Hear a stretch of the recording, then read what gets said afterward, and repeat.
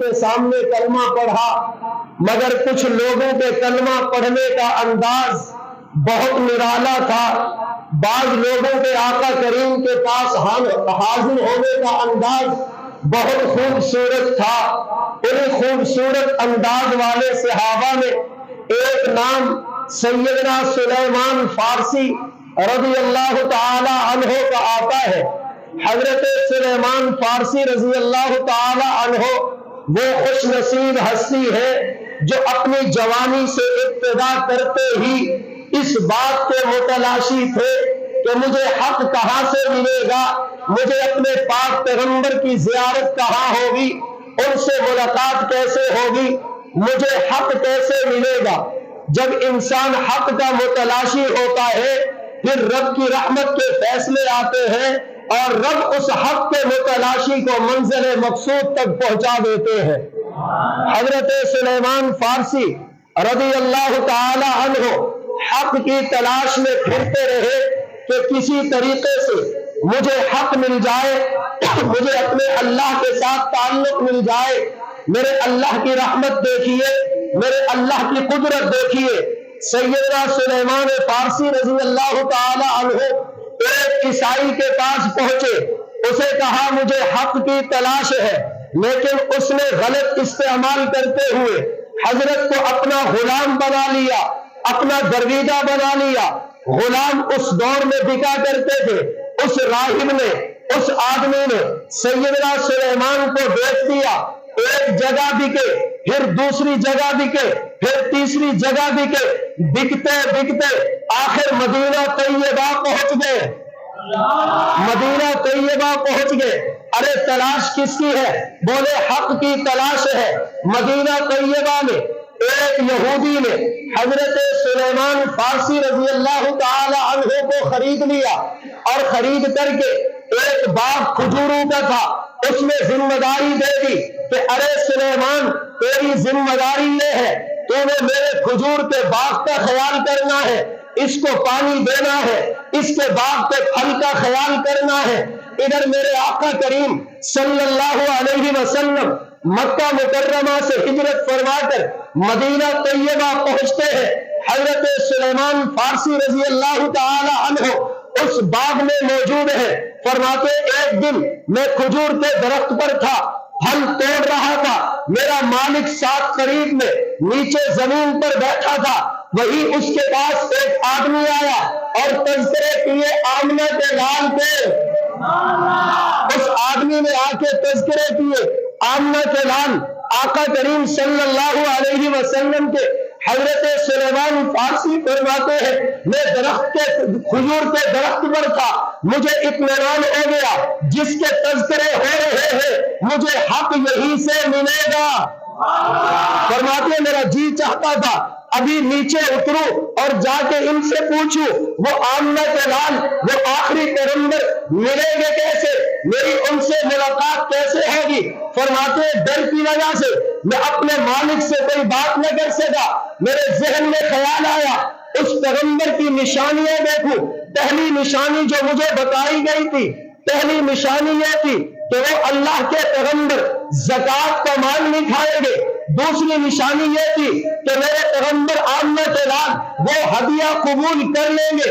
تیسری نشانی یہ تھی کہ ان کے کندھے مبارک کے درمیان ان کی پشت پر مہر نبوت ہوگی۔ تین نشانیاں سلیمان فارسی رضی اللہ تعالی عنہ نے اپنے ذہن میں گھمائی، ان کو سوچا، ان کو سوچا، ان کو سوچا۔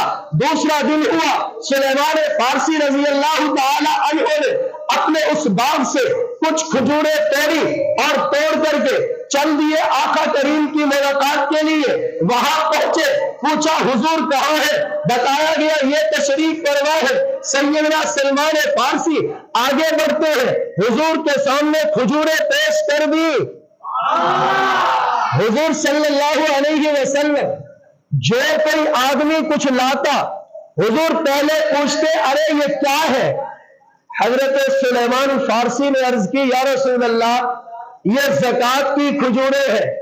آپ مسکرائے، آپ نے فرمایا ہم انبیاء کی جماعت ہے، ہمارے اوپر زکات میں لگتی دینی ہے تو ان فقیروں کو دے دے۔ حضرت سلیمان فرماتے ہیں میرے جی میں آیا پہلی نشانی پوری کہ یہ زکات نہیں لیتے، پہلی نشانی سچی ثابت ہو گئی، اس پیغمبر نے زکات کی کھجوریں واپس کر دی۔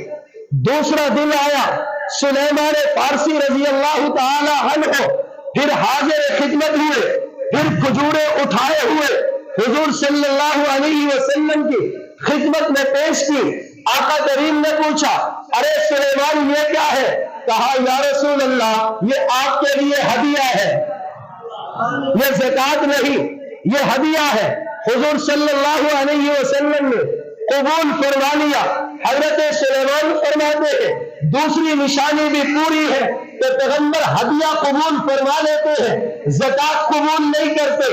اب تیسری نشانی کہ میں دیکھوں پیچھے مہر نبوت ہے یا نہیں ہے، مہر نبوت ہے یا نہیں ہے۔ کہتے میں ادھر آ کے بیٹھا، پھر ادھر بیٹھا، پھر اٹھا ادھر آ کے بیٹھا۔ حضور سمجھ گئے، مسکرانے لگ گئے۔ فرمایا سلیمان تجھے جس کی تلاش ہے آ تجھے دکھاؤں۔ حضرت سلیمان فرماتے ہیں میں پیچھے کو ہٹا، آقا کریم نے اپنا کرتا مبارک اٹھایا، مجھے مہر نبوت چمکتی ہوئی نظر آئی۔ بس دیوانہ وار لپٹ کر اس خوش نصیب نے اس مہر نبوت کی صرف زیارت نہیں کی بلکہ جی بھر کے اس مہر نبوت کو چومتے رہے۔ ارے چومتے رہے، روتے بھی رہے، چوم کے ہٹے۔ حضور نے فرمایا سلیمان اب کس چیز کا انتظار ہے؟ فرمایا آقا انتظار نہیں، ابھی کلمہ پڑھائیے، سلیمان آپ کا غلام بننے آیا ہے۔ حضور کا کلمہ پڑھ لیا، واپس تشریف لے گئے، اپنے آقا سے بات کی کہ ارے میں پہلے تیرا غلام تھا، کل ایک اور کا غلام بن کے آیا ہوں، تو ایسا کر میری جان چھوڑ دے، ایسا کر مجھے آزاد کر دے۔ اس یہودی نے شرط لگا دی، شرط سننا، کہنے لگا میرا یہ باغ ہے، اس میں جگہ خالی ہے، اس میں 360 پودے لگا کھجور کے، 360 پودے لگا کھجور کے، جب یہ جوان ہو کر پھل دینا شروع کریں گے اس وقت تجھے آزاد کر دوں گا۔ اس کے ذہن میں یہ تھا کہ 360 پودے کھجور کے تیار ہوتے ہوتے 10-12 سال لگیں گے، 10-12 سال اس سے جی بھر کے خدمت لوں گا۔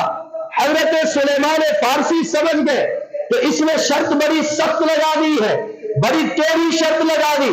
10-12 سال میں 360 پودے یہ تیار ہوں گے کھجور کے، پھر ان پہ پھل لگے گا، پھر میری جان چھوٹے گی۔ پر فوراً ذہن میں آیا سلیمان پریشان ہونے کی ضرورت نہیں، جس پیغمبر کا کلمہ پڑا ہے ذرا ان کو جا کے بتا، شاید وہ اس کا کوئی حل نکال دے۔ سلیمان پریشان نہیں ہوئے، آقا کریم کی خدمت میں حاضر ہوئے۔ غم کے آثار تھے، پریشانی کے آثار تھے۔ حضور صلی اللہ علیہ وسلم نے فرمایا سلیمان پریشان کس لیے ہو؟ کہا آقا آپ کی غلامی کے بعد کسی اور غلامی میں سکون نہیں آ رہا، آپ کی غلامی کے بعد کسی اور کی غلامی میں چین نہیں آ رہا۔ حضور نے فرمایا پھر کیا ہوا؟ کہا یا رسول اللہ صلی اللہ علیہ وسلم اس یہودی نے شرط لگائی ہے کہ 360 پودے کھجور کے لے آ، ان کو لگا، ان کی خبر گیری کر، جب وہ جوان ہو جائیں گے، جب وہ پھل دینا شروع کریں گے پھر تو آزاد ہوگا۔ آقا کریم نے فرمایا سلیمان پریشان کس لیے ہو؟ کہا آقا 10-12 سال لگیں گے، میری تو زندگی کا عرصہ گزر جائے گا۔ آپ نے اشارہ کیا صحابہ کو، فرمایا جاؤ تم جا کر کے 360 گڑھے کھودو، 360 گڑھے کھودو اور 360 پودے لاؤ، میں خود آ رہا ہوں باغ میں۔ صحابہ گئے، 360 گڑھے کھودے۔ حضور کو اطلاع ملی یا رسول اللہ گڑھے بھی کھود دیے ہیں اور درخت بھی آ چکے ہیں، پودے بھی ہم لے آئے ہیں۔ حضور تشریف لائے، ایک پودے کو اٹھایا، اس گڑھے میں رکھ دیا، دوسرے میں رکھا، خود حضور کی ذات نے وہی جتنا وقت لگا 360 پودے درخت کے لگائے. فرمایا سلیمان تو کہہ رہا تھا 10-12 سال لگیں گے، میں اللہ کا پیغمبر ہوں، انشاءاللہ 10-12 دن کے بعد تو آزاد ہوگا. 10-12 دن کے بعد تو آزاد ہوگا. حضرت سلیمان فرماتے ہیں میرے پیغمبر کے ہاتھوں کی برکت سے آقا کریم کے لگائے ہوئے پودے جنہوں نے 10-12 سال میں تیار ہو کر میوہ دینا تھا، پھل دینا تھا، اللہ نے ایسی برکت دی، چند دنوں میں وہ باغ یوں لگتا تھا کہ جیسے بہت پرانا باغ ہے. حضور تشریف لائے، آپ نے فرمایا جی کدھر ہے تیرا مالک؟ ارے سننا ذرا، تیرا مالک کدھر ہے؟ جا اس کو بلا کے لا. یہودی کو بلایا، یہودی کو بلایا. کہنے لگا کیا ہے؟ حضرت سلیمان نے فرمایا میں جن کا غلام ہوں وہ تشریف لائے ہیں. وہ فرماتے ہیں کہ شرط پوری ہو گئی، اب تو سلیمان کو آزاد کر. یہودی آیا، آقا کریم نے ارشاد فرمایا ارے یہودی تیری شرط یہ تھی جب یہ پودے جوان ہو کر پھل دیں گے پھر سلیمان آزاد ہوگا. اس نے کہا اب آپ کیا چاہتے ہیں؟ آقا کریم نے فرمایا اس کو آزاد کرو. یہودی کا جواب سننا، کہا یا رسول اللہ یہ تو آزاد بعد میں ہوگا، پہلے مجھے اپنا غلام بنا دیجیے، پہلے مجھے اپنا غلام بنا دیجیے. کہیں وہ سلیمان اکیلے چلے تھے، کہیں وہ مالک بھی مسلمان ہو کر خدا کی قسم میں بھی دنیا کا بھی سردار بنا، آخرت کا بھی سردار بن گیا ہے. قیمتی ایمان، اس کی قدر کرو، اور اس ایمان کی جتنی قدر کرو گے اتنا ہی انشاءاللہ اس کی برکات ہوگی. اللہ جل جلالہ ہم سب کو اس ایمان والی دولت کی قدر کرنے کی توفیق عطا فرمائے، اور یہ ایمان جن ہستیوں کے صدقے ملا اصحاب پیغمبر، اللہ ان کی بھی قدر کرنے کی توفیق عطا فرمائے. وآخر دعوانا الحمدللہ رب العالمین.